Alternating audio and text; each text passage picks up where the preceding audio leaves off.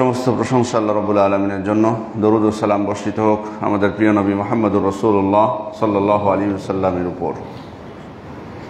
এই দুনিয়ায় আমরা কেউ চিরস্থায়ীভাবে বসবাসের জন্য আসিনি এবং এই দুনিয়ার কোনো সৃষ্টিও চিরন্তন নয়। সব কিছুই ধ্বংস হবে, এমনকি দুনিয়া, যে দুনিয়ায় আমরা বসবাস করছি সে দুনিয়াটাও একদিন ধ্বংস হবে, যেদিন কিয়ামত হবে। এবং এই দিনটি অত্যন্ত ভয়াবহ দিন। একজন মুমিন অবশ্যই তিনি যে ঈমান আনবেন তার ঈমানের 6টি যে রুকন, তার মধ্যে অন্য একটি রুকন হচ্ছে কিয়ামত দিবসের প্রতি ঈমান আনা, আখিরাতের প্রতি ঈমান আনা। এই আখিরাতের প্রতি ঈমানের একটা অংশ হলো কিয়ামত দিবসের প্রতি ঈমান। আল্লাহ তাআলা বলছেন, আলা ইয়াযুন্নু উলাইকা আন্নাহুম মাবউসুন, তারা কি বিশ্বাস করে না যে তারা পুনরুত্থিত হবে লিয়াউমিন আযীম, মহান একদিনে, ইয়াউমা ইয়াকুমুন নাসু লিরাব্বিল আলামিন, যেদিন মানুষ তাদের রবের সামনে দণ্ডায়মান হবে। এই দিনটি কিন্তু অত্যন্ত খুবই কঠিন এবং ভয়াবহ দিন, এবং এই দিনের ভয়াবহতা এতটাই কঠিন যে আল্লাহ তাআলা পবিত্র কোরআনে বলছেন, ফাকাইফা তাত্তাকুনা ইন কাফারতুম ইয়াওমা ইয়াজআলুল উলদানা শিবা, তোমরা যদি কুফরি করো তাহলে তোমরা কিভাবে সেদিন নিজেদেরকে রক্ষা করবে, যেদিন শিশুদেরকে বৃদ্ধতে পরিণত করবে, শিশুরা বৃদ্ধ হয়ে যাবে। মানে এতটা কঠিন, এতটা ভয়ানক। আমরা দুনিয়াতেও কিন্তু দেখতে পাই, দেখবেন যে কম বয়সে অনেক সময় অনেকের চুল দাড়ি পেকে যায় বা তাকে একটু বয়স্ক দেখায়, বৃদ্ধ দেখায়। তো জিজ্ঞেস করলে বলে যে খুব টেনশনের কারণে বা চাপের কারণে বা এ কারণে হয়েছে। বাস্তবতা কিয়ামতের দিনেও কিন্তু মানে এতটাই ভয়াবহ অবস্থা হবে যে ছোট বাচ্চা তারাও বৃদ্ধ হয়ে যাবে এই ভয়ঙ্কর পরিবেশের কারণে, কঠিন অবস্থার কারণে, ভয়াবহতার কারণে। আল্লাহ তাআলা অন্য আয়াতে বলছেন, ইয়া আইয়ুহান নাসু ইত্তাকু রাব্বাকুম, হে মানুষরা তোমরা তোমাদের রবকে ভয় করো। ইন্না জালজালাতাস সাআতি শাইউন আযীম, নিশ্চয় কিয়ামতের কম্পন খুবই ভয়াবহ। ইয়াউমা তারাউনাহা তাযহালু কুল্লু মুরদিআতিন আম্মা আরদাআত, সেদিন তোমরা দেখতে পাবে যে প্রত্যেক দুগ্ধদানকারিণী, স্তন্যদানকারিণী মা তার দুগ্ধপোষ্য শিশুকে ভুলে যাবে। স্বাভাবিকভাবে দুনিয়াতে এটা কিন্তু অসম্ভব, এই জিনিসটা যে একজন মা তার শিশুকে ভুলে যাবে, এটা এটা এটা কল্পনাই করা যায় না এটা। অথচ কিয়ামতের ভয়াবহতা এতটুকু কঠিন যে সেদিন প্রত্যেক শিশুকে, যে বাচ্চাকে সে দুধ দিচ্ছে, ওই বাচ্চাকে ভুলে যাবে। ওয়া তাদাউ কুল্লু যাতি হামলিন হামলাহা, আর প্রত্যেক গর্ভধারিণী তার পেটে যে সন্তান আছে সেটাকে গর্ভপাত করে ফেলবে। এত কঠিন অবস্থা। ওয়া তারান নাস সুকারা ওয়া মা হুম বিসুকারা ওয়ালাকিন আযাবাল্লাহি শাদীদ, এবং আপনি মানুষদেরকে দেখতে পাবেন যে তারা মাতাল হয়ে গেছে, কিন্তু আসলে তারা মদ খেয়ে মাতাল হয়নি, তারা আসলে প্রকৃত মাতাল নয়, কিন্তু আল্লাহর শাস্তি খুবই কঠিন। এই দিনটা খুবই ভয়ানক যে মানুষ মাতালের মতো হয়ে যাবে। সম্মানিত উপস্থিতি, ওই দিন এমন একটি দিন যে প্রত্যেক মানুষ নিজেকে নিয়ে ব্যস্ত থাকবে। আজকে দুনিয়াতে কিন্তু আমরা শুধু নিজেকে নিয়ে ব্যস্ত থাকি না, আমাদের সন্তান সন্ততি, পরিবার পরিজন, তাদেরকে নিয়ে কিন্তু ব্যস্ত আছি। কিন্তু সেই দিনে কেউ কারো দিকে তাকাবে না, সে নিজেকে রক্ষা করতে চাইবে। ইয়াউমা ইয়াফিরুল মারউ মিন আখি ওয়া উম্মিহি ওয়া আবি ওয়া সাহিবাতিহি ওয়া বানি লিকুল্লি ইমরিইম মিনহুম ইয়াউমাইযিন শা'নুন ইউগনি, সেদিন মানুষ পালিয়ে যাবে তার ভাইয়ের থেকে, তার পিতামাতা, তার স্ত্রী, সন্তান সন্ততি, সবার থেকে সে পালিয়ে যাবে এবং প্রত্যেকে নিজেকে নিয়ে ব্যস্ত থাকবে। এর থেকে ভয়ঙ্কর আর একটা বিষয় যে শুধু পালাবে না, বরং তাদের সবার বিনিময়ে সে নিজেকে মুক্ত করতে চাইবে।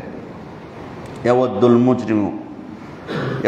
মুজরিমু লাউ ইফতাদি মিন আযাবি ইয়াউমিযিন বিবানি ওয়া সাহিবাতিহি ওয়া আখি ওয়া ফাসিলাতিহি আল্লাতী তু'বি ওয়া মান ফিল আরদি জামিআন সুম্মা ইউনজি, সেদিন অপরাধীরা মুক্তি পেতে চাইবে তার সন্তানের বিনিময়ে, তার স্ত্রী, তার ভাই, তার জ্ঞাতি গোষ্ঠী যারা তাকে আশ্রয় দিত, এবং দুনিয়াতে সবার বিনিময়ে সে মুক্তি পেতে চাইবে।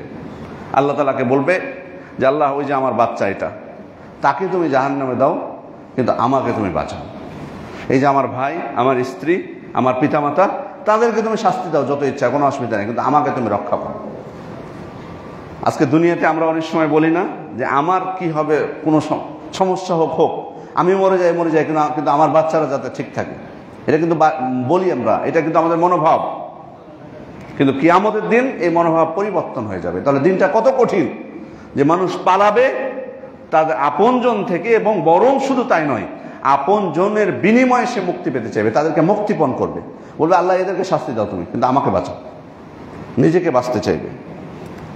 সেই ভয়াবহ দিনটি, সেই ভয়াবহ দিন যেদিন ইসরাফিল ফেরেশতা আলাইহিস সালাম, যিনি ফুৎকার দিবেন, যিনিকে আল্লাহ তাআলা প্রস্তুত করে রেখেছেন, তিনি সিংহায় মুখ দিয়ে বসে আছেন।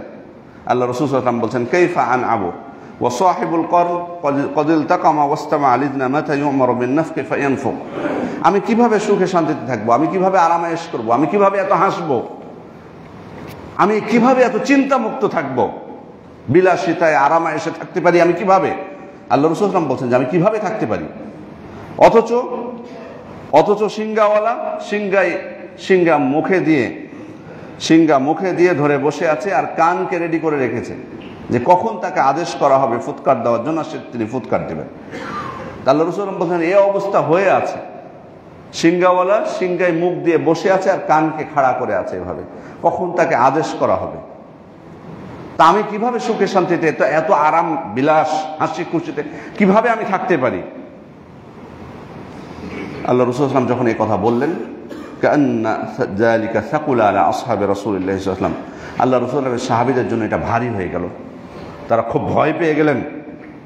আল্লাহ রাসূল সাল্লাল্লাহু আলাইহি ওয়াসাল্লাম তাদেরকে বললেন, কুলু হাসবুনাল্লাহু ওয়া নি'মাল ওয়াকিল, তোমরা বলো যে আল্লাহ আমাদের জন্য যথেষ্ট, তিনিই আমাদের জন্য উত্তম কর্মবিধায়ক, তিনিই উত্তম সাহায্যকারী। অতএব এই কঠিন অবস্থা থেকে মুক্তি পেতে চাইলে আল্লাহর দিকে আমাদেরকে ফিরে যেতে হবে, তিনি আমাদেরকে রক্ষা করবেন। সম্মানিত উপস্থিতি, সেদিন সিংহায় ফুৎকার দেওয়া হবে, দুইটি ফুৎকার। আল্লাহ তাআলা বলছেন, ওয়ায়াউমা ইউনফাকু ফিস-সূরি ফাফাজি'a মান ফিস-সামাওয়াতি ওয়া মান ফিল আরদ। সেদিন সিংহায় ফুঁক দেওয়া হবে, যেদিন আসমান এবং জমিনে যারাই আছে তারা ভীত সন্ত্রস্ত হয়ে যাবে। অন্য আয়াতে আল্লাহ তাআলা বলছেন, অনুফিখা ফিস-সূরি ফাসাইকা মান ফিস-সামাওয়াতি ওয়া মান ফিল আরদি ইল্লা মান শাআল্লাহ। সেদিন সিংহায় ফুৎকার দেওয়া হবে, আসমান এবং জমিনে যারাই আছে তারা সবাই অজ্ঞান হয়ে যাবে, বেহুশ হয়ে যাবে। সুম্মা নুফিখা ফিহি উখরা ফাইযা হুম কিয়ামুন ইয়ানজুরুন। এরপরে আরেকটি ফুৎকার দেওয়া হবে, তখন তারা উঠে দাঁড়িয়ে তাকাতে থাকবে, মানে তাদের পুনরুত্থান হবে। প্রথম ফুৎকারে সবাই অজ্ঞান হয়ে যাবে, ভীত সন্ত্রস্ত হয়ে, দ্বিতীয় ফুৎকারে উঠে দাঁড়িয়ে যাবে। সম্মানিত উপস্থিতি, আলেমদের মধ্যে এ বিষয়ে দুই ধরনের বক্তব্য এসেছে। কেউ বলছেন 3টা ফুৎকার হবে, আবার কেউ বলছেন ফুৎকার হচ্ছে 2টা। 3টা বলেছেন তারা এই 2 আয়াতের উপর ভিত্তি করে। এক আয়াতে আল্লাহ তাআলা বলছেন যে প্রথম ফুৎকারে তারা ভীত সন্ত্রস্ত হয়ে যাবে, দ্বিতীয় ফুৎকারে তারা উঠে দাঁড়াবে। আর এক আয়াতে আল্লাহ তাআলা বলছেন যে প্রথম ফুৎকারে তারা অজ্ঞান হয়ে যাবে, আরেক ফুৎকারে তারা উঠে দাঁড়াবে। তারা এই 2টা মিলিয়ে বলেছেন যে 3টা ফুৎকার। প্রথম ফুৎকারে ভীত সন্ত্রস্ত, দ্বিতীয় ফুৎকারে তারা অজ্ঞান হয়ে যাবে, আর তৃতীয় ফুৎকারে উঠে দাঁড়াবে। কিন্তু সঠিক বক্তব্য হলো ফুৎকার এখানে 2টা, যেটি সহিহ মুসলিমের হাদিসে স্পষ্টভাবে আল্লাহ রাসূল সাল্লাল্লাহু আলাইহি ওয়াসাল্লাম বলছেন, সুম্মা ইউনফাকু ফিস-সূরি ফালা ইয়াসমাউহু আহাদুন ইল্লা আসগালিতান ওয়া রাফা'a লিতান। যখন সিংহায় ফুৎকার দেওয়া হবে, তখন যারাই শুনবে তারা তাদের এক কাঁধকে উত্তোলন করবে আর এক কাঁধকে অবনমিত করবে। ওয়া আউয়ালু মান ইয়াসমাউহু রাজুলুন ইয়ালুতু হাওদা ইবলিহি। প্রথম যে ব্যক্তি শুনবে সে তার উটের হাউজের সংরক্ষণে ব্যস্ত থাকবে, সংস্কার কাজে ব্যস্ত থাকবে। ফায়াসআকু ওয়া ইয়াসআকুন নাসু। এরপর সে অজ্ঞান হয়ে পড়ে যাবে, মানুষেরা সকলে অজ্ঞান হয়ে যাবে, বেহুশ হয়ে যাবে। সুম্মা ইউরসিলুল্লাহু আও ইউনজিলুল্লাহু মাতারান। এরপর আল্লাহ তাআলা বৃষ্টি বর্ষণ করবেন। ফাতামবুতু মিনহু আজসাদুন নাস। এরপর মানুষের শরীর গজিয়ে উঠবে, মৃত ব্যক্তি যাদেরকে দাফন করা হয়েছিল আগে, সবার এবার ফুল শরীরে রূপান্তরিত হবে সেটা বৃষ্টি বর্ষণের পর। সুম্মা ইউনফাকু ফিহি উখরা ফাইযা হুম কিয়ামুন ইয়ানজুরুন। এরপর আরেকটি ফুৎকার দেওয়া হবে, তখন তারা দাঁড়িয়ে উঠে যাবে এবং তাকাতে থাকবে। তাহলে এই হাদিসে স্পষ্টভাবে 2টা ফুৎকারের কথা বলা হলো। এজন্য এক্ষেত্রে বিশুদ্ধ মত হলো যে ফুৎকার হবে 2টা। যদিও ওলামা ইকরাম বলেছেন এখানে যে একটা ফুৎকারে ভীত সন্ত্রস্ত হয়, আরেকটাতে বেহুশ হয়, কিন্তু এক ফুৎকারে ভীত সন্ত্রস্ত হয়ে বেহুশ হয় এটা অসম্ভব কোনো কিছুই নয়। যাই হোক, যে কোরআন হাদিসের ভিত্তিতে যেটা স্পষ্ট সেটাই আমরা বিশ্বাস করব। এক্ষেত্রে ফুৎকার 2টা হোক 3টা হোক, কিয়ামতের দিনের অবস্থা যে খুবই ভয়াবহ, এতে কোনো সন্দেহ নেই। সম্মানিত উপস্থিতি, সেদিন আল্লাহ তাআলা জমিনকে তার মুষ্টিতে আবদ্ধ করবেন। ইয়াকবিদুল্লাহুল আরদা ওয়া ইয়াতবিস সামাআ বিয়ামিনিহি, এবং তার ডান হাতে তিনি তার ডান হাতে আসমানকে গুটিয়ে নেবেন। এরপর বলবেন আনাল মালিক, আমি আজকে বাদশাহ একমাত্র। আইনা মুলুকুল আরদ, দুনিয়ার বাদশারা আজকে কোথায়? কোথায় তারা? দুনিয়াতে যারা ক্ষমতা পেয়ে তাদের ক্ষমতার অপব্যবহার করেছে, তারা কোথায়? আজকে রাজত্ব আমার। আল্লাহ তাআলা বলবেন অন্য হাদিসে আছে আইনাল জাব্বারুন, যারা স্বৈরাচারী তারা কোথায়? আইনাল মুতাকাব্বিরুন, যারা অহংকারী তারা কোথায়? যারা ক্ষমতা পেয়ে সামান্য দুনিয়ার ক্ষমতা পেয়ে অহংকার করেছিল, মানুষের উপর নির্যাতন করেছিল, ক্ষমতার অপব্যবহার করেছিল, তারা আজকে কোথায়? তাদের ক্ষমতা কোথায় আজকে? ক্ষমতা তো আজকে একমাত্র আমার। লিমানিল মুলকুল ইয়াউম, আল্লাহ তাআলা বলবেন আজকের রাজত্ব কার? তারপর তিনি বলবেন লিল্লাহিল ওয়াহিদিল কাহ্হার, মহাপ্রতাপশালী একমাত্র আল্লাহর সেদিন ক্ষমতা। সেদিন কারো বিন্দু মাত্র ক্ষমতা থাকবে না। দুনিয়াতে যাদের ক্ষমতা ছিল, যাদের ছিল না, তারা সবাই সমান হয়ে যাবে। অতএব দুনিয়ার সামান্য ক্ষমতা পেয়ে নিজেকে বড় কিছু মনে করা যাবে না, কারণ কিয়ামতের দিনে আপনি সাধারণ মানুষদের মতো হবেন। সম্মানিত উপস্থিতি, এরপরে কবরগুলো সবার খুলে যাবে। যার প্রথম কবর খুলে যাবে তিনি হচ্ছেন আমাদের নবী মুহাম্মদুর রাসূলুল্লাহ সাল্লাল্লাহু আলাইহি সাল্লাম। এরপর সবাইকে একত্রিত করা হবে হাশরের ময়দানে। কুল ইন্নাল আউয়ালিনা ওয়াল আখিরিনা লামাজমুউনা ইলা মিকাতি ইয়াউমিন মা'লুম, বলুন পূর্ববর্তী এবং পরবর্তী সকলেই তাদেরকে নির্ধারিত একটি দিনে নির্দিষ্ট একটি সময়ে একত্রিত করা হবে। ওয়া হাশারনাহুম ফালাম নুগাদির মিনহুম আহাদা, আমি তাদের সকলকে একত্রিত করব, কাউকে আমি ছেড়ে দেব না। হাশরের ময়দানে আল্লাহ তাআলা একত্রিত করবেন। সেদিনের অবস্থা ভয়াবহ। একত্রিত করবেন, সবাই কিন্তু থাকবে উলঙ্গ হয়ে। তুহশারুনা ইয়াউমাল কিয়ামাতি হুফাতান উরাতান গুরলা, নগ্ন পদে নগ্ন দেহে খাতনাবিহীন অবস্থায় তোমাদের হাসর হবে, তোমাদেরকে একত্রিত করা হবে। আয়েশা রাদিয়াল্লাহু আনহা আশ্চর্য হয়ে গেলেন। তিনি বলছেন ইয়া রাসূলুল্লাহ, আর-রিজাল ওয়ান নিসা ইয়ানজুরু বা'দুহুম ইলা বা'দ, পুরুষ নারী সবাই সেখানে একত্রিত হবে, সবাই তো একে অপরের দিকে তাকাবে তাহলে যদি উলঙ্গ থাকে। আল্লাহ রাসূল সাল্লাল্লাহু আলাইহি ওয়াসাল্লাম বলছেন আল আমরু আশাদ্দু মিন আইয়ুহিম্মাহুম যালিক, তাদের এই চিন্তা করার থেকে এসব অবস্থা খুবই আরো বেশি ভয়াবহ হবে। ওই চিন্তা করার সময় তারা পাবে না। কে উলঙ্গ, নিজে উলঙ্গ, কে আরেকজন উলঙ্গ, এই সময় তাদের নাই, দেখার সময় নাই, নিজেকে নিয়ে তো ব্যস্ত তারা। কতটা ভয়াবহ হতে পারে সেদিনের অবস্থা। সম্মানিত উপস্থিতি, সেই কঠিন অবস্থায় প্রত্যেককে কিন্তু নিজেকে নিয়ে ভাবতে হবে। আজকে দুনিয়াতে আপনি মনে করবেন না যে কেউ আপনাকে সেদিন রক্ষা করবে। ওয়াকুল্লুহুম আতিহি ইয়াউমাল কিয়ামাতি ফারদা, প্রত্যেকেই তোমরা কিয়ামতের দিন একাকী অবস্থায় আসবে। ভালো মানুষের প্রতি ইহসান করতে হবে, এটা ভালো, কিন্তু এমন নির্ভরশীল হয়ে যাবেন না যে ভাবখানা এমন যে সে আপনাকে বাঁচিয়ে দিবে, এত সহজ না। সূর্য সেদিন খুবই নিকটে আসবে। আল্লাহ রাসূল বলেন তুদনা শামসু ইয়াউমাল কিয়ামা মিনাল খালক হাত্তা তাকুনা মিনহুম কামিকদারি মিল, অর্থাৎ সূর্য এত নিকটে আসবে যে 1 মাইল ব্যবধান হবে সৃষ্টি এবং সূর্যের মধ্যে। রাবি বলছেন আনা মা আদরি ফাওয়াল্লাহি মা আদরি মা ইয়ানি বিল মিল আমাসাফাতাল আরদ আম মিল আল্লাযী তুক্তাহলু বিল আইন, আমি জানি না আসলে আল্লাহ রাসূল সাল্লাল্লাহু আলাইহি ওয়াসাল্লাম মাইল বলতে কি বুঝিয়েছেন। জমিনের যে মাইল আমরা দূরত্ব সেটা বুঝিয়েছেন, নাকি ওই সুরমা দানির যে শলাকা, যে কাঠিটা যেটা দিয়ে সুরমা দেয় সেটা বুঝিয়েছেন? সেটা বোঝালে তো খুবই কাছে। সুরমা দানির কাঠি আর কত বড় হয়, মানে আমাদের আর সূর্যের মধ্যে যদি এটুকু দূরত্ব থাকে মাত্র, তাহলে কত ভয়াবহ কঠিন অবস্থা। আর যদি জমিনের দূরত্ব হয় তবুও তো সেটা কত কত কাছে, কি অবস্থা হবে। আল্লাহ রাসূল ফায়াকুনুন নাসু আলা কদরি আমালিহিম, মানুষ তাদের আমল অনুযায়ী, ফায়াকুনুন নাসু আলা কদরি আমালিহিম ফিল আরাক, ঘামের মধ্যে ডুবতে থাকবে তাদের আমল অনুযায়ী। ফামিনহুম মান ইয়াকুনু ইলা কাবাইহি, তাদের কারো কারো ঘাম তার গোড়ালি পর্যন্ত পৌঁছবে। অমিনহুম মান ইয়াকুনু ইলা রুকবাতিহি, কারো কারো ঘাম হাঁটু পর্যন্ত পৌঁছবে। অমিনহুম মান ইয়াকুনু ইলা হিকওয়াইহি, কারো কারো কোমর পর্যন্ত পৌঁছবে। অমিনহুম মান ইউলজিমুহুল আরাকু ইলজামান, কারো কারো নাক পর্যন্ত পৌঁছবে। অন্য হাদিসে আল্লাহ রাসূল সাল্লাল্লাহু আলাইহি ওয়াসাল্লাম কানের কথা বলেছেন ইয়ারাকুন নাসু ইয়াউমাল কিয়ামা হাত্তা ইয়াযহাবা আরাকুহুম ফিল আরদি 70 যিরা, সেদিন মানুষের ঘাম ঝরতে থাকবে, এমনকি একজন মানুষের ঘাম 70 হাত পর্যন্ত ছড়িয়ে পড়বে। একজন মানুষের ঘাম, এত ঘাম হবে যে 70 হাত পর্যন্ত ছড়িয়ে পড়বে সে ঘাম। এরপর বলছেন ওয়ায়ুলজিমুহুম হাত্তা ইয়াবলুগা আযানাহুম, এমনকি তাদের কান পর্যন্ত পৌঁছে যাবে সে ঘাম। এই হাদিসে কানের কথা বলা হলো। সম্মানিত উপস্থিতি, বলা হয় যে দুনিয়া থেকে সূর্যের দূরত্ব 15 কোটি কিলোমিটার। এখন দুনিয়া থেকে সূর্যের দূরত্ব বলা হয়, জানি না এই হিসাব সত্য কি মিথ্যা, কিন্তু অনেক দূরে, এতে কোনো সন্দেহ নাই। 15 কোটি কিলোমিটার, চিন্তা করেছেন? 15 কোটি কিলোমিটার, এটা কিন্তু কাছে না, এত সহজে না। অথচ এই এত দূরত্ব থাকার পরও এই নভেম্বর মাসের এই সময়ও আমরা সূর্যের তাপ সহ্য করতে পারি না। যদি তাপ থাকে, সহ্য করতে পারছি না। তাহলে কি অবস্থা হয় জুন জুলাই মাসে, এপ্রিল মাসে, মে মাসে? আর আমাদের দেশেও তো একটা আছে অবস্থা, আরব দেশগুলোতে যান, সেখানে আরও কত কঠিন অবস্থা হয়। অসম্ভব হয়ে যায় রোদ যখন থাকে তখন সাধারণভাবে চলাফেরা করা। যে এত দূরত্ব থাকার পরও যদি আমাদের এত কষ্ট হয়, ওই যে দেখেন না হিট স্ট্রোক করছিল কত, এবার একটু গরম বেশি ছিল, তাপমাত্রা বেশি ছিল, হিট স্ট্রোক শুরু হয়েছিল। এই সামান্য তাপে 15,000 কোটি কিলোমিটার দূরে থেকে যদি এই অবস্থা হয়, তাহলে সেদিন থাকবে যদি 1 মাইল দূরত্ব হয়, তাহলে বিষয়টা কত ভয়াবহ হতে পারে।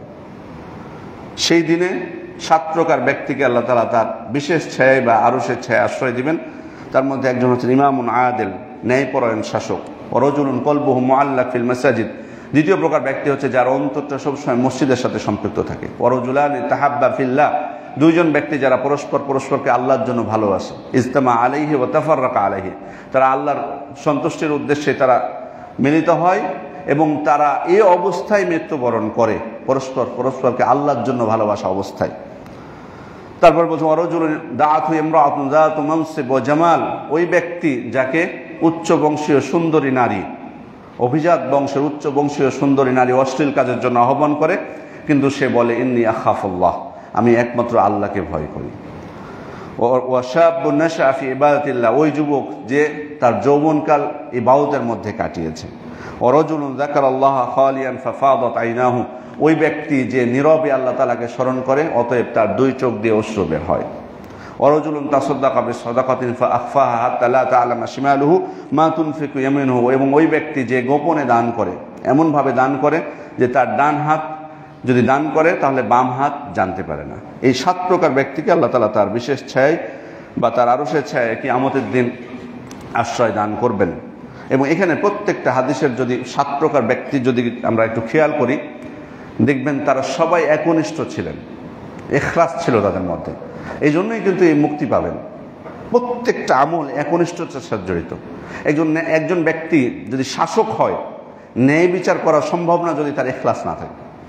একজন যুবক ব্যক্তি যদি তার মধ্যে ইখলাস না থাকে, তার যৌবনকাল মানে আল্লাহর ভয় না থাকলে তার যৌবনকাল পুরোটা ইবাদতের মধ্যে কাটানো সম্ভব নয়। একজন ব্যক্তি নীরবে কেন আল্লাহকে স্মরণ করবে, কান্নাকাটি করবে নীরবে, কেউ নাই সেখানে, তার ইখলাস আছে, একনিষ্ঠতা আছে, সেজন্যই করবে। একজন ব্যক্তি কেন গোপনে দান করবে, কারণ তার একনিষ্ঠতা আছে, তিনি আল্লাহর ভয়ে দান করতেছেন। একজন ব্যক্তির অন্তর মসজিদের সাথে সম্পৃক্ত, লোককে দেখানোর জন্য নয়, বলা হচ্ছে অন্তরটা সম্পৃক্ত মসজিদের সাথে সব সময়।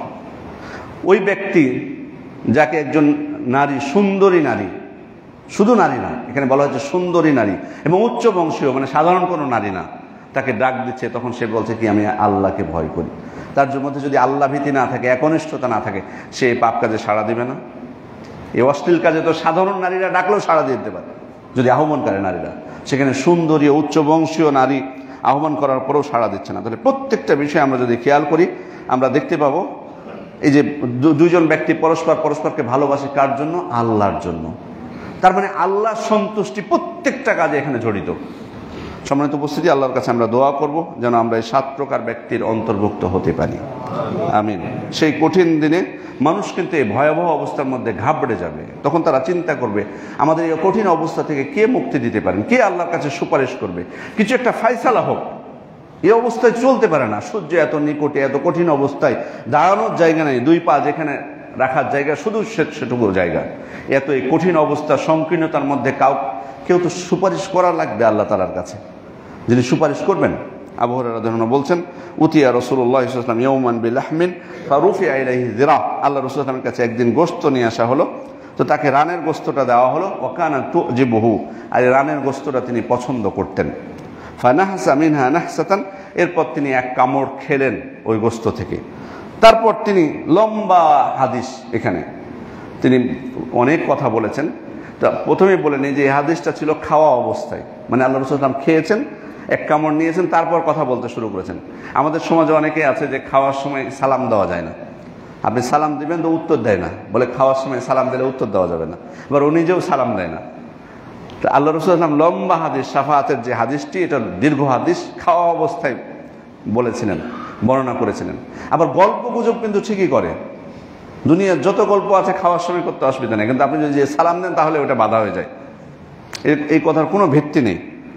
সম্মানিত উপস্থিতি, আল্লাহ রাসূল সাল্লাল্লাহু আলাইহি ওয়াসাল্লাম বলছেন এবার, আনা সাইয়্যিদুন নাস ইয়াউমাল কিয়ামা, আমি কিয়ামতের দিন সকল মানুষের সর্দার হব।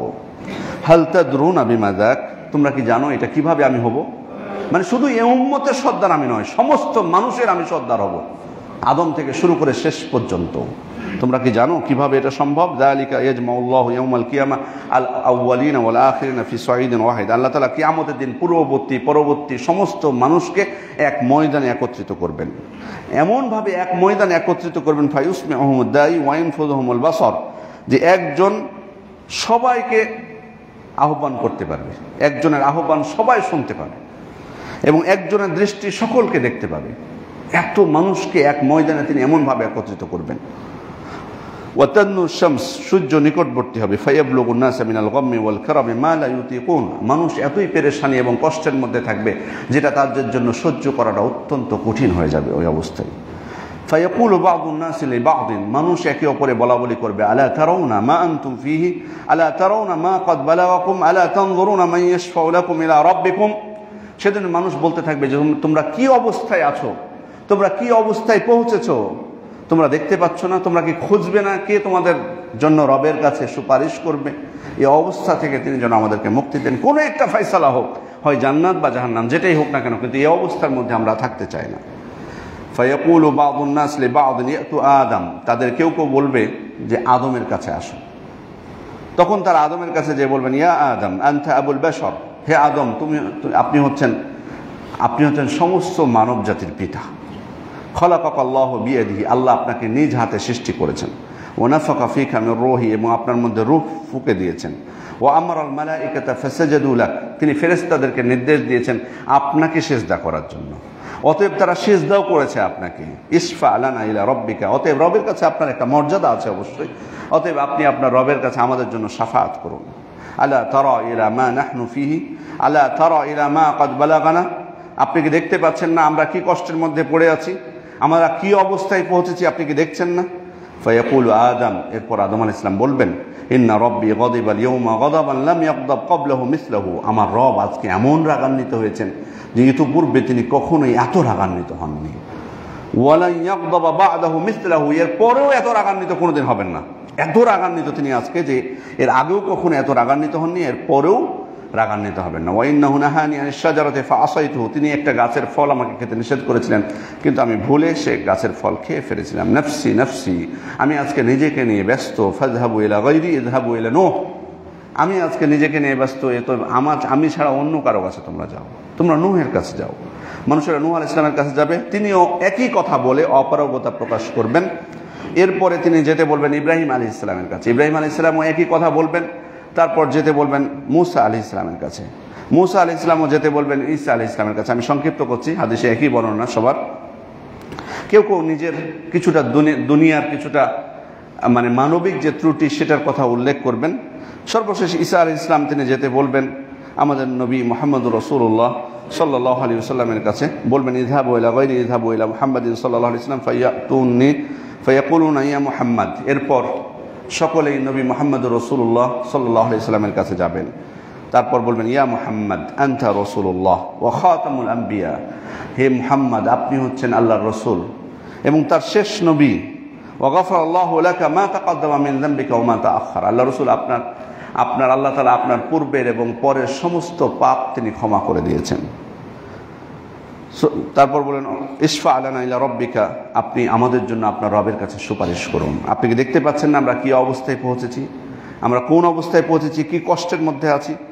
নবী সাল্লাল্লাহু আলাইহি ওয়াসাল্লাম বলছেন ফাআনতালিকু ফাআতি তাহতাল আরশ, আমি এরপর যাব, তারপর আরশের নিচে ফাআকাউ সাজিদান লিরাব্বি, আমার রবের জন্য সিজদায় আমি পড়ে যাব।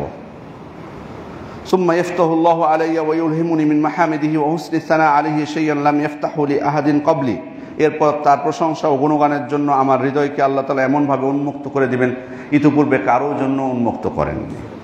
আমি এমন গুণগান গাইব আল্লাহ তাআলার, এমন প্রশংসা করব, এমন গুণবাচক নাম বলে তার কাছে প্রার্থনা করব যেগুলো এর আগে কাউকে তিনি শিখিয়ে দেননি।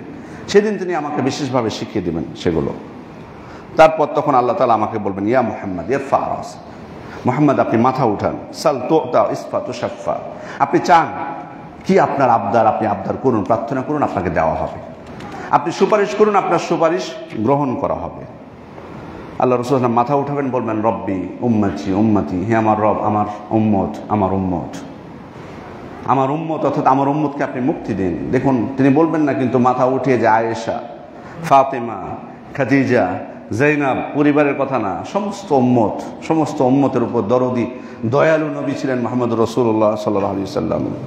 এরপর আল্লাহ তাআলা বলবেন, ইয়া মুহাম্মদ আদখিলিল জান্নাতা মিন উম্মাতিকা মান লা হিসাব আলাইহি মিনাল বাবিল আইমান মিন আবওয়াবিল জান্নাহ, জান্নাতের দরজাসমূহের ডান দিকের দরজা দিয়ে আপনি আপনার উম্মতের ওই সব মানুষকে প্রবেশ করেন যাদের কোনো হিসাব আজকে নেওয়া হবে না। যাই হোক, আমি সংক্ষিপ্ত করছি হাদিস। আল্লাহ রাসূল সাল্লাল্লাহু আলাইহি ওয়াসাল্লাম সুপারিশ করলেন, এরপরে তার সুপারিশ গ্রহণযোগ্য, এরপর আল্লাহ তাআলা আসবেন। আল্লাহ তাআলা বলছেন, কাল্লা ইযা দুক্খাতিল আরদু দাক্কান দাক্কা ওয়া জাআ রাব্বুকা ওয়াল মালাকু সাফফান সাফফা, কখনোই নয় যেদিন সমস্ত পৃথিবী চূর্ণ বিচূর্ণ হয়ে যাবে এবং আপনার রব আসবেন এবং ফেরেশতারা আসবেন সারিবদ্ধভাবে। আল্লাহ তাআলা আসবেন সেভাবে যেভাবে তার সাথে মানানসই হয়। আসার বিষয়টা দুনিয়ার সাথে আবার যেন আমরা তুলনা না করি, তিনি সেভাবে আসবেন যেভাবে তার সত্তার সাথে মানানসই হয়।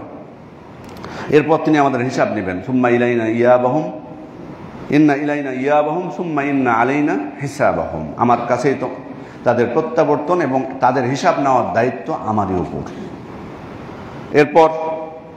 এরপর হিসাব নেওয়া হবে। আল্লাহ রাসূল সাল্লাল্লাহু আলাইহি ওয়াসাল্লাম বলছেন, লাইসা আহাদুন ইউহাসাবু ইয়াউমাল কিয়ামা ইল্লা হালাক, কিয়ামতের দিন যারই হিসাব নেওয়া হবে সে ধ্বংস হয়ে যাবে, যারই হিসাব নেওয়া হবে সেই ধ্বংস হয়ে যাবে। তো হিসাব তো প্রত্যেকেরই নেওয়া হবে। সেজন্য আয়েশা রাদিয়াল্লাহু আনহা আল্লাহ রাসূল সাল্লাল্লাহু আলাইহি ওয়াসাল্লামকে জিজ্ঞেস করলেন, আল্লাহ তাআলা বলেছেন, ফাআম্মা মান উতিয়া কিতাবাহু বিয়ামিনিহি ফাসাউফা ইউহাসাবু হিসাবান ইয়াসিরা, যাকে তার আমলনামা ডান হাতে দেওয়া হবে তার হিসাবটা সহজ করা হবে। তো আয়েশা রাদিয়াল্লাহু আনহা জিজ্ঞেস করছেন আল্লাহ রাসূল সাল্লাল্লাহু যে আল্লাহ রাসূল তাহলে এটা কি? হিসাব তো নেওয়া হবে আবার সহজ করা হবে বলা হলো, আর আপনি বলছেন যে হিসাব যদি নেওয়া হয় তাহলে সবাই ধ্বংস হয়ে যাবে, যার হিসাব নেওয়া হবে সেই ধ্বংস হবে। তখন আল্লাহ রাসূল সাল্লাল্লাহু আলাইহি ওয়াসাল্লাম বলছেন, ইন্নামা যালিকাল আরদ, এই আয়াতে যেটা বলা হয়েছে এটা তো পেশ করা মাত্র, মানে শুধু তাকে হিসাবটা দেখানো হবে, পুঙ্খানুপুঙ্খরূপে যাচাই করা হবে না, শুধু তাকে পেশ করা হবে, দেখানো হবে, এই যে দেখো তোমার আমলনামা, এই ভুল ছিল তোমার, এটুকুই, যাকে তার আমলনামা ডান হাতে দেওয়া হবে। এই বিষয়টা আরেকটি স্পষ্ট করেছেন অন্য হাদিসে, আল্লাহ রাসূল সাল্লাল্লাহু আলাইহি ওয়াসাল্লাম সহিহ বুখারী এবং মুসলিমের আরেকটি স্পষ্ট হয়ে যাবে অন্য হাদিসে। আল্লাহ রাসূল সাল্লাল্লাহু আলাইহি ওয়াসাল্লাম বলেছেন, ইন্নাল্লাহা ইউদনিল মুমিন ফায়াদু আলাইহি কানাফাহু ওয়া ইয়াসতুরুহু, আল্লাহ তাআলা মুমিন ব্যক্তিকে তার নিজের কাছে নিয়ে আসবেন এবং তার স্বীয় আবরণ দ্বারা তাকে ঢেকে ফেলবেন। এরপর বলবেন, আতা আরিফু জামবা কাযা, আতা আরিফু জামবা কাযা, তুমি এই পাপটা করেছিলে তুমি কি জানো? তো মুমিন ব্যক্তি তখন স্বীকৃতি দিবে, হ্যাঁ আল্লাহ আমি এই পাপ করেছিলাম দুনিয়াতে, এবং তখন সে ভয় পেয়ে যাবে, মনে করবে যে এবার মনে হয় আমি তো পাপের স্বীকৃতি দিয়েই দিলাম, তাহলে আমাকে মনে হয় ধরা হবে। কিন্তু আল্লাহ তাআলা বলবেন, সাতারতুহা আলাইকা ফিদ দুনিয়া, এই পাপ আমি দুনিয়াতে গোপন করে ফেলেছিলাম তোমার, ওয়া আনা আগফিরুহা লাকাল ইয়াউম, আজকে আমি এই পাপকে তোমাকে ক্ষমা করে দিচ্ছি। ফায়ুতা কিতাবা হাসানাতি, এরপর তার আমলনামা, ভালো কাজের আমলনামা তাকে দেওয়া হবে ডান হাতে। ওয়া আম্মাল কাফির ওয়াল মুনাফিকুন, আর কাফের আর মুনাফিকরা, ফায়াকুলুল আশহাদু হাউলা আল্লাযিনা কাযাবু আলা রাব্বিহিম আলা লা'নাতুল্লাহি আলা যালিমিন, কিন্তু কাফের মুনাফিকদের ব্যাপারে তাদের সাক্ষীরা বলবে যে এরা তারাই যারা আল্লাহর উপর মিথ্যারোপ করত, অতএব মিথ্যাবাদীদের উপর, জালেমদের উপর লানত বর্ষিত হোক। আল্লাহ তাআলার কাছে আমরা দোয়া করি যেন আল্লাহ তাআলা আমাদেরকে তাদেরই অন্তর্ভুক্ত করেন যাদের হিসাব সহজ করা হবে, শুধুমাত্র পেশ করা হবে, এবং আল্লাহ তাআলা যেন আমাদের সবাইকে বলেন যে তোমাকে আজকে ক্ষমা করে দিলাম, এই শ্রেণীর অন্তর্ভুক্ত যাতে আমরা হতে পারি। সম্মানিত উপস্থিতি, দুনিয়াতে যদি কারো প্রতি জুলুম করে থাকি আমরা, সেদিন কিন্তু পুঙ্খানুপুঙ্খরূপে হিসাব হবে, সেদিন সেটা প্রতিশোধ নেওয়া হবে, প্রত্যেককে তার হক বুঝিয়ে দেওয়া হবে। আজকে আমি হয়তো আপনার হক নষ্ট করতে পারি, কিন্তু কিয়ামতের দিন যেভাবে হোক, হতে পারে নেকির মাধ্যমে আমার নেকিগুলো তাকে দিয়ে দেওয়া হবে, আজকে যদি আমি কারোর উপর জুলুম করে থাকি, আমার নেকি তাকে দেওয়া হবে, অথবা নেকি যদি আমার নাও থাকে তার পাপ আমার উপর চাপিয়ে দেওয়া হবে। এভাবে প্রতিশোধ গ্রহণ করা হবে। আল্লাহ রাসূল সাল্লাল্লাহু আলাইহি ওয়াসাল্লাম বলছেন, লা তুআদ্দুনাল হুকুকা ইলা আহলিহা ইয়াউমাল কিয়ামা, তোমরা কিয়ামতের দিন প্রত্যেক পাওনাদারকে তার পাওনা চুকিয়ে দিতে বাধ্য থাকবে। মানে আজকে দুনিয়াতে ফাঁকি দিতে পারো খুব, তুমি দেখা করবা না, ফোন রিসিভ করবা না, দূরে থাকবা, হারিয়ে যাবা, বহুত কিছু করতে পারো, কিন্তু কিয়ামতের দিন পাওনাদারকে কিন্তু পাওনা চুকিয়ে দিতে হবে। এমনকি হাত্তা ইউকাদ আল ইশাতিল জালহা মিন আশাতিল করনা, এমনকি শিং বিশিষ্ট বকরি থেকে শিংবিহীন বকরির প্রতিশোধ গ্রহণ করা হবে। মানে শুধু মানুষের না, জান্নাত জাহান্নাম মানুষ, জিন এবং মানুষের জন্য, কিন্তু অন্যান্য পশু প্রাণীর ক্ষেত্রেও দুনিয়াতে যদি কোনো পশু অন্য পশুকে কষ্ট দিয়ে থাকে, সেটারও সেদিন তাদেরকে একত্রিত করা হবে প্রতিশোধ গ্রহণের জন্য। কারণ এখানে শিংওয়ালা বলা হয়েছে, কারণ সাধারণত শিংওয়ালা ছাগল শিংবিহীন ছাগলকে জুলুম করে থাকে স্বাভাবিক, কারণ ওর তো শিং নাই। দুইজনের শিং থাকলে না হলে লড়াই করবে, কিন্তু যদি একজনের শিং না থাকে তখন তার উপর জুলুম হবে, এটাই স্বাভাবিক। আল্লাহ রাসূল সাল্লাল্লাহু আলাইহি ওয়াসাল্লাম সেটাই বলছেন যে দুনিয়াতে ওর শিং থাকার কারণে শিংবিহীন ছাগলকে সে জুলুম করেছে, অত্যাচার করেছে, কিন্তু কিয়ামতের দিন সে প্রতিশোধ নেওয়ারও আল্লাহ ব্যবস্থা করবেন। তার মানে এখানে মাজলুমদের জন্য সুসংবাদ আছে। দুনিয়াতে যারা মাজলুম, অত্যাচারী হয়, যাদের উপর অত্যাচার করা হয়, যাদের হক নষ্ট করা হয়, তারা যাতে নিরাশ না হয়ে যায়, এত চিন্তিত না হয়। বিন্দু মাত্র হলেও সে হক আল্লাহ তাআলা আদায় করে দেওয়ার ব্যবস্থা কিয়ামতের দিন করবেন। মিজান স্থাপন করা হবে। আল্লাহ তাআলা বলেছেন, ওয়ানাদাউল মাওয়াজিন আল কিসতা লিয়াউমিল কিয়ামাতি ফালা তুযলামু নাফসুন শাইআন, কারো প্রতি কোনো অবিচার করা হবে না, অন্যায় করা হবে না। ওয়া ইন কানা মিসকালা হাববাতিন মিন খারদালিন আতাইনা বিহা, কেউ যদি শস্য দানা পরিমাণও কাজ করে থাকে আমি সেটা নিয়ে আসবো। ওয়াকাফা বিনা হাসিবিন, হিসাব নেওয়ার জন্য আমি একাই যথেষ্ট, আল্লাহ তাআলা বলছেন। ফামান ইয়ামাল মিসকালা যাররাতিন খায়রান ইয়ারাহ, কেউ যদি অনুপরিমাণ ভালো কাজ করে সে সেটা দেখতে পারে। ওমান ইয়ামাল মিসকালা যাররাতিন শাররান ইয়ারাহ, কেউ যদি অনুপরিমাণ খারাপ কাজ করে সেটাও সে দেখতে পাবে। মিজান হবে তার দুইটা পাল্লা, এটা স্পষ্ট হয়ে বর্ণিত হয়েছে। নেকির পাল্লা যদি ভারী হয়, ফামান সাকুলাত মাওয়াজিনুহু ফাউলাইকা হুমুল মুফলিহুন, যার নেকির পাল্লা ভারী হবে সে সফল কামদের অন্তর্ভুক্ত হবে।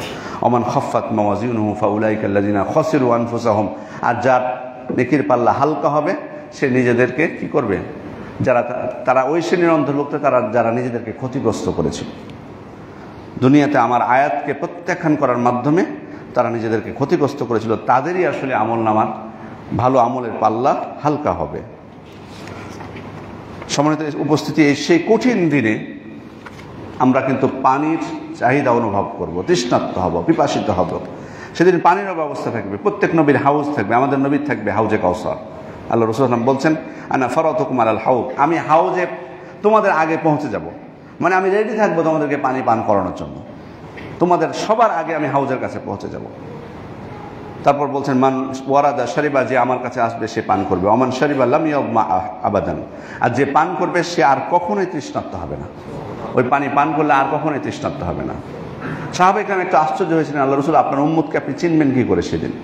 আল্লাহ রাসূল বলেছেন, নাআম লাকুম সীমা লাইসাত লিআহাদ মিনাল উমাম তারিদুনা আলাইয়া গুররান মুহাজ্জালিনা মিন আসারিল উযু, হ্যাঁ তোমাদের একটা চিহ্ন থাকবে যেটা পূর্ববর্তী উম্মতদের থাকবে না। তোমরা ওযু করার কারণে তোমাদের ওযুর অঙ্গ প্রত্যঙ্গগুলো আলোকিত হতে থাকবে, উজ্জ্বল হয়ে থাকবে, আমি সেটা দেখেই তোমাদেরকে চিনতে পারবো।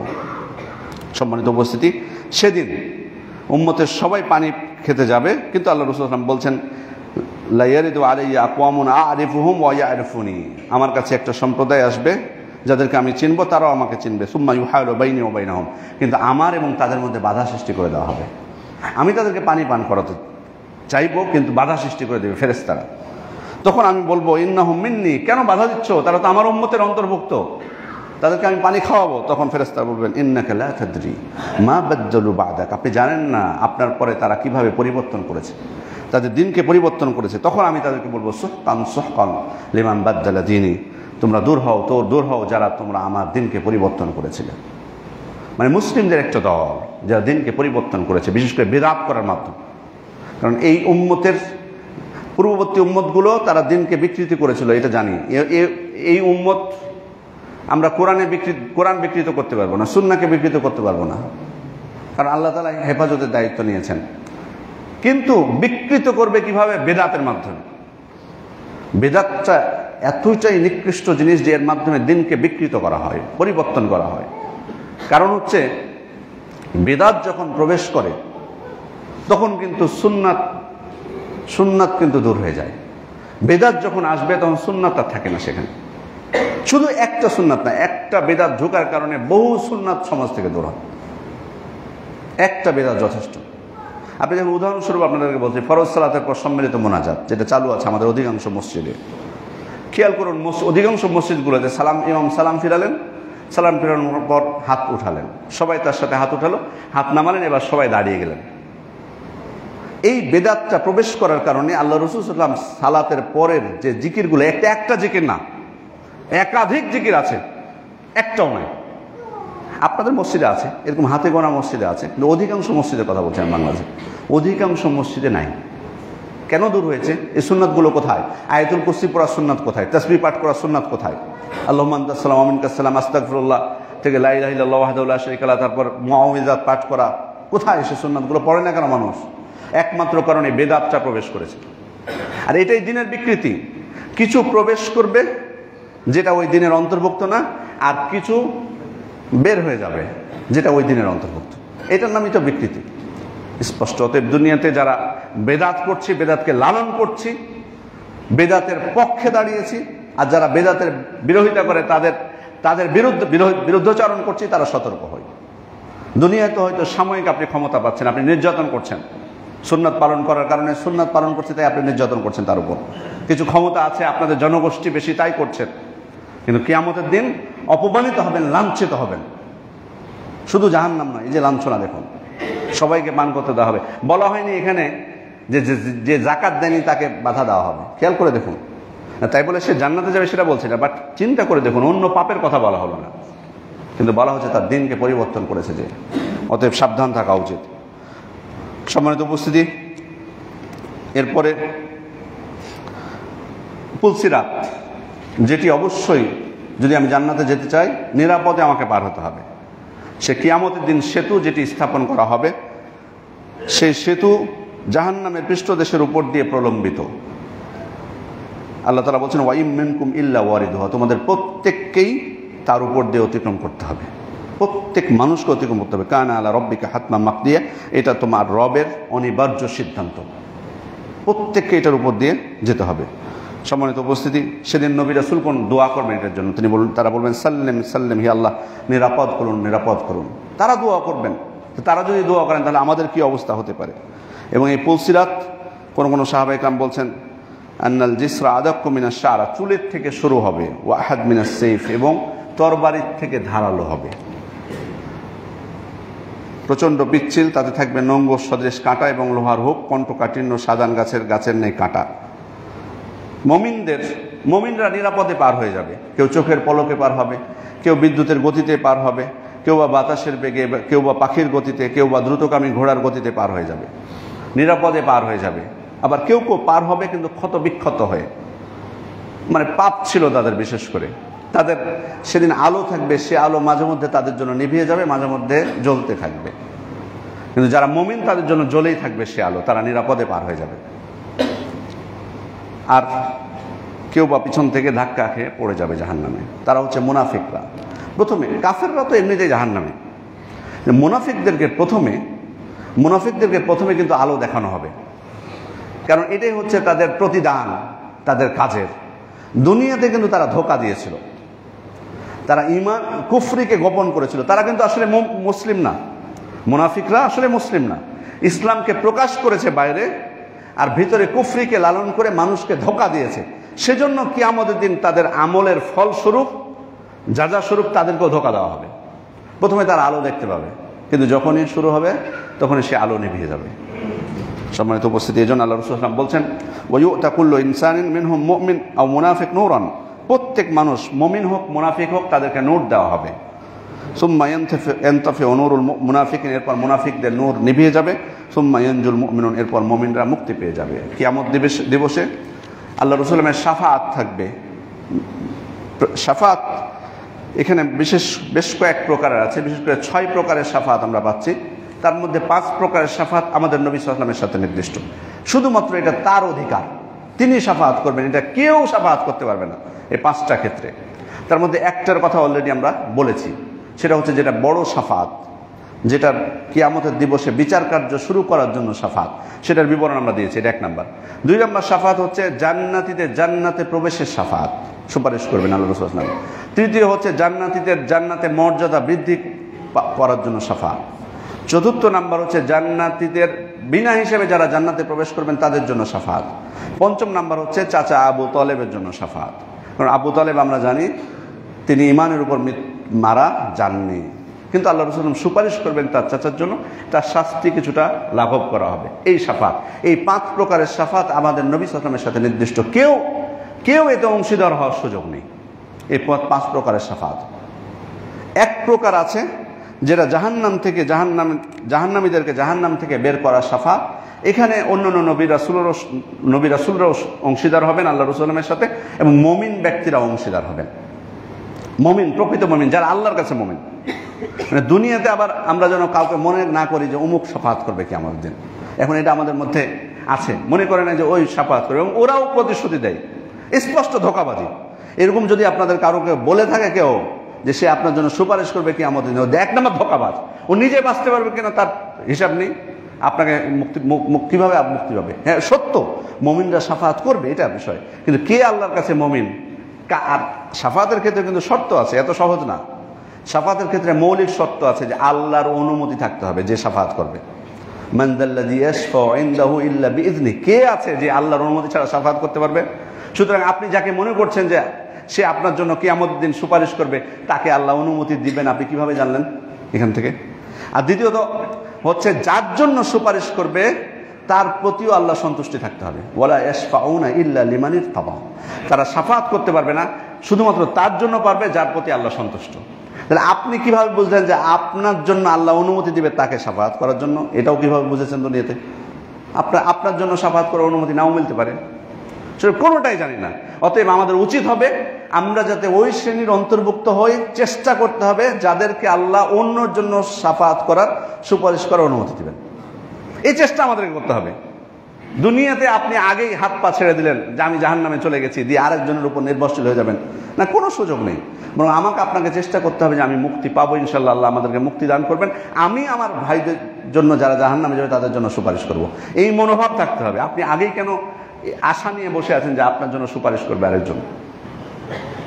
সম্মানিত উপস্থিতির, বিষয়টা কিন্তু এত সহজ না। আর শাফাত তার জন্য আপনি মনে করবেন যে এই কবরবাসী সুপারিশ করবে, তার কাছে চাইবেন না, কারো কাছে চাওয়ার সুযোগ নেই। আমাদের নবী সাল্লাল্লাহু আলাইহি ওয়াসাল্লাম দেখুন কতগুলো শাফাতের অনুমতি আল্লাহ তাকে দিবেন, 5 প্রকারের বললাম, তবুও তার কাছে শাফাত চাওয়ার কোনো অধিকার আমাদের নেই। শাফাত চাইতে হবে একমাত্র আল্লাহর কাছে। কুল্লিল্লাহি শাফাআতু জামিআন, সকল প্রকার শাফাতের মালিক হচ্ছেন আল্লাহ তাআলা, এটা আল্লাহ তাআলা স্পষ্ট বলে দিয়েছেন। অতএব চাইতে হবে কার কাছে? তার কাছে। ইযা সাআলতা ফাসআলিল্লাহ, চাইলে তুমি আল্লাহর কাছে চাও। নবী সাল্লাল্লাহু আলাইহি ওয়াসাল্লামের কাছে, কবরবাসীর কাছে বা নবী সাল্লাল্লাহু আলাইহি ওয়াসাল্লামের কবরের ওখানে যাওয়ার কোনো সুযোগ নেই চাওয়ার। যদি এটা চান, এটা স্পষ্ট বড় শিরক, দিন থেকে খারিজ হয়ে যাবেন। সম্মানিত উপস্থিতি, সর্বশেষ যখন জাহান্নাম পুলসিরাত যখন পার হয়ে গেল, ওয়ালা ইউবর সিরাত ইখলাসুল মুমিনুনা মিনান নার, পুলসিরাত যখন পার হয়ে গেল, ফা ইউহবাসুনা আলা কনতরাতিন বাইনাল জান্নাহ ওয়ান নার, জান্নাত এবং জাহান্নামের মাঝখানে একটা পুলের উপর তাদেরকে দাঁড় করানো হবে, যারা পার হয়ে গেল তাদেরকে। তারপর কি করা হবে? ফা ইউকাসসু লিবা'দিহিম মিন বা'দিন মাযালিম কানাত বাইনাহুম ফিদ দুনিয়া, দুনিয়াতে একজন আরেকজনের উপর যে জুলুম করেছিল সেটার প্রতিশোধ এবার গ্রহণ করা হবে। মানে মুমিনদের মধ্যে। এটা কিন্তু ওই শ্রেণী না যেটার কথা বলেছি যে অনেক আপনি হক নষ্ট করবেন, সেটা না। মানে হক নষ্ট করলে তো আপনার আগে হিসাব হবে সেটা। এটা হলো যে সামান্য সমস্যা, যেগুলো ওলামা ইকরাম বলছেন যে এটা সামান্য সমস্যা যাদের মধ্যে থাকবে, যেটা বাধা হবে না আমাদের জান্নাতে যাওয়ার জন্য, বা পুলসিরাত পার হওয়ার ক্ষেত্রে, বা হাউজে কাউসারের পানির ক্ষেত্রে, বা ছায়ার ক্ষেত্রে বাধা হবে, এমন কোনো বিষয় না। সামান্য কিছু থাকলে সেটা ওখানেই মিটমাট করে নেওয়া হবে। এরপর বলছেন হাত্তা ইযা হুযিবু ওয়া নুক্কু উযিরা লাহুম ফি দুখুলিল জান্নাহ, এরপর যখন তাদেরকে সম্পূর্ণভাবে পরিশুদ্ধ করে দেওয়া হলো, তখন তাদেরকে জান্নাতে প্রবেশের অনুমতি দেওয়া হবে। ফাওয়াল্লাযী নাফসু মুহাম্মাদ বিয়াদিহি লা আহাদুহুম আহদা বিমানজিলিহি ফিল জান্নাহ মিনহু বিমানজিলিহি কানা ফিদ দুনিয়া, সেই সত্তার শপথ যার হাতে মুহাম্মদের প্রাণ, তোমাদের মধ্যে কেউ বা তোমাদের প্রত্যেক ব্যক্তি জান্নাতের বাসস্থানকে তার দুনিয়ার বাসস্থানের থেকে বেশি চিনবে। জান্নাতের বাসস্থানকে দুনিয়ার বাসস্থানের থেকে বেশি চিনতে পারবে। সুবহানাল্লাহ। এটা কিভাবে? কারণ কবরে যখন থাকবে, হাদিসে বর্ণিত হয়েছে, সহিহ বুখারীর হাদিস, ইন্না আহাদাকুম ইযা মাতা উরিদা আলাইহি মাকআদাহু বিল গাদাতি ওয়াল আশি। তোমাদের কেউ মৃত্যুবরণ করলে সকাল সন্ধ্যা তার বাসস্থানকে তার সামনে উপস্থাপন করা হয় কবরে। যে কারণে মুমিন ব্যক্তি তার বাসস্থান জান্নাতে সে চিনে ফেলবে, এটা তার কাছে খুব পরিচিত হয়ে যাবে। এটা ব্যাখ্যা করেছেন উলামা ইকরাম। সম্মানিত উপস্থিতি, তাহলে আমরা অবশ্যই আমাদেরকে মুমিন হিসেবে আমরা চেষ্টা করব ওই শ্রেণীর অন্তর্ভুক্ত যারা পুলসিরাত নিরাপদে পার হয়ে যারা জান্নাতে প্রবেশ করবেন। এবং এই ভয়ঙ্কর এই দিনে অবশ্যই আমাদের এই টেনশন যাতে থাকে যে কীভাবে আমরা মুক্তি পাবো। আল্লাহ রাসূল সাল্লাল্লাহু আলাইহি ওয়াসাল্লাম খুবই চিন্তা করতেন, এই জন্য তিনি বলেছেন, লাউ তা'লামুনা মা আ'লাম লাযহিকতুম ক্বালিলান ওয়া লাবাকাইতুম কাসীরান। আমি যা জানি তোমরা যদি জানতে তাহলে তোমরা খুব কম হাসতে এবং বেশি কান্নাকাটি করতে। আমরা এত বিলাসিতা, এত হাসি খুশি, এত সুখে আমরা সব সময় মগ্ন থাকতাম না। অবশ্যই এই দিনের ভয়াবহতার বিষয়টা আমাদের মনে রাখতে হবে এবং সে অনুযায়ী আমল করতে হবে, যেভাবে দিক নির্দেশনা দেওয়া হয়েছে, যাতে কিয়ামতের প্রত্যেকটা স্তর, কবর থেকে নিয়ে প্রত্যেকটা ধাপগুলোতে আমরা মুক্তি পেতে পারি। যদি বাস্তবে আল্লাহ তাআলাকে খুশি করতে পারি, এই ভয়ঙ্কর দিনও আমাদের জন্য আল্লাহ তাআলা সব কিছুকে সহজ করে দেবে ইনশাআল্লাহ। আল্লাহর কাছে আমরা আন্তরিকভাবে আল্লাহ তাআলার কাছে দোয়া করি, তিনি যেন আমাদেরকে তাদের অন্তর্ভুক্ত করেন যাদের হিসাব, পুলসিরাত সব কিছু সহজ করে আল্লাহ যেন যাদেরকে জান্নাতে দান করবেন, আল্লাহ যাদেরকে জান্নাতে প্রবেশ করাবেন তাদের অন্তর্ভুক্ত যাতে আমরা হতে পারি। আমিন। বারাকাল্লাহু লানা ওয়া লাকুম ফিল কুরআনিল মাজিদ ওয়া নাফা'নি ওয়া ইয়্যাকুম বিমা ফিহি ওয়া বিসুন্নাতিল মুস্তাফা মিনাল আয়াতি ওয়া যিকরিল হাকীম। আকুলু মা তাসমাউনা ওয়া আস্তাগফিরুল্লাহ লি ওয়া লাকুম ওয়া লিজামিল মুসলিমিনা মিন কুল্লি যামবিন ফাস্তাগফিরুহু ওয়া তুবু ইলাইহি ইন্নাহু হুয়াত তাওয়াবুর রাহিম।